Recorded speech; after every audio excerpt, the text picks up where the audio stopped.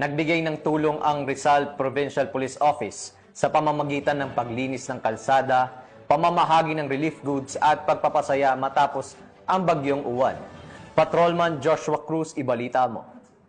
Habang nakakaranas ng bagyo ang lalawigan ng Rizal mula sa pinsalang dulot ng Super Typhoon Uwan, mabilis na kumilos ang Rizal Police Provincial Office alinsunod sa direktiba ni Police Brigadier General Paul Kenneth T. Lucas, Regional Director ng Pro-4A, na pinangunahan ni Police Colonel Piloteo A. Gonzalgo, Provincial Director.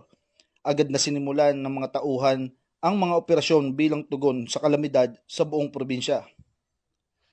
Agad na isinagawa ang road clearing operation upang matiyak ang ligtas na daanan at may balik ang normal na daloy ng trapiko sa apektadong lugar.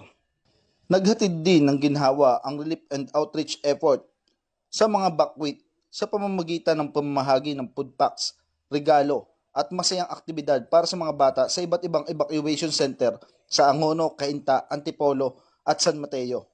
Ang mga simpleng pagkilos na ito ay naglalayong magbigay ng ngiti at pag-asa sa mga pamilyang naapektuhan ng bagyo, lalo na sa mga kabataan.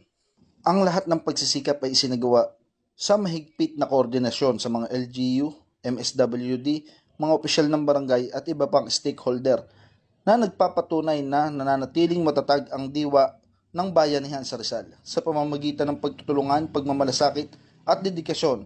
Ang mga kalalakihan at kababaihan ng Rizal PPO ay nagsisilbing hindi lamang tagapagbantay ng kapayapaan kundi katuwang din sa muling pagbangon ng buhay.